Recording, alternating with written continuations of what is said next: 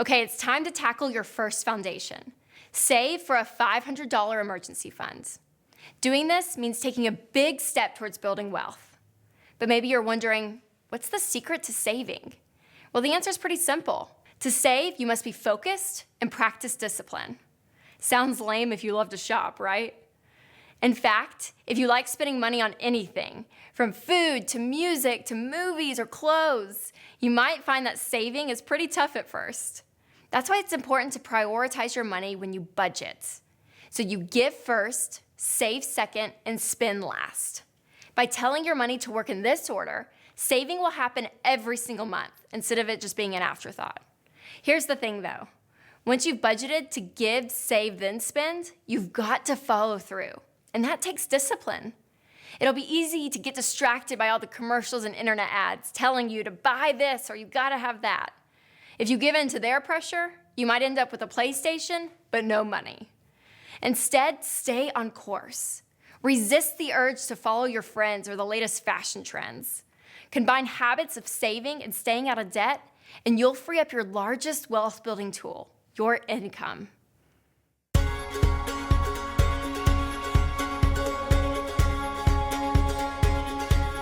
55 cents. Right now I have $1,300. I had 127, but I just took it out recently to pay my phone, so $10. I know I have a lot in the bank, but in savings bonds, but I don't know.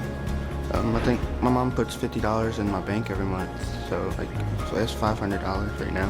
About 3,000 saved in my bank, probably. Compound interest creates a mathematical explosion. Now, compound interest works like this. Let's say that we had $1,000, and to make the math easy, so you can help me right quick, let's say we made 10% on the $1,000. 10% of $1,000 is $100. Now, if I left that money in the account, the 1,000 plus the 100, the next year I would have 1,100, wouldn't I? And I would earn 10% on that, which would be $110, right? So the next year I'd have $1,210, and it keeps building up. And every time it builds up, it gets a little more interest every time, because you're not only getting interest on the principal, but you're getting interest on the interest that you've built up. And that is a powerful, powerful process. The trick is you've got to start right now. You got to get with it. We got to get these emergency fund out of the way and start paying cash for things so that we don't have any debt, so that we can build some wealth. And as we start really doing our investing, we get to see the power of compound interest. Ben and Arthur discovered that. Ben is, well, he's a bright young man. At 19 years old, he decided to start saving $2,000 a year.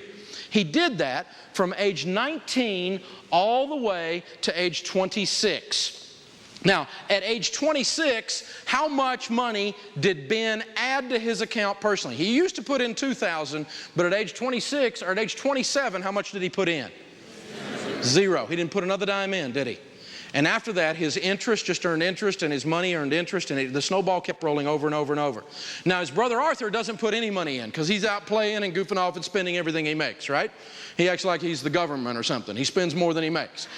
And so he finally wakes up at 27 years old and says, I'm going to save $2,000 just like my brother. And he does that from age 27 all the way to age 65. Now think with me on this. Arthur, who has put in $78,000, is behind Ben, who put in only $16,000 by over $700,000. Let me say that again so you get it. The guy who put in $78,000 got beat by the guy who put in $16,000 by $700,000 just because the other guy started earlier. Wow! Some of you are going, Dave, that's a real neat example if I was 19.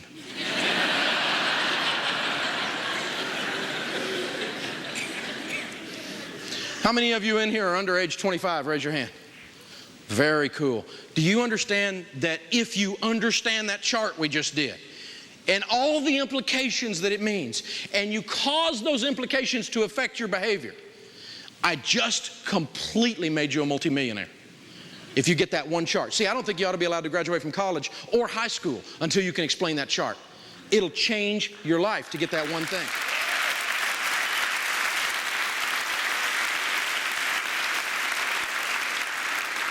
Now, how many of you in here are like me? You're over 45 years old. Raise your hand, be proud of it. Good.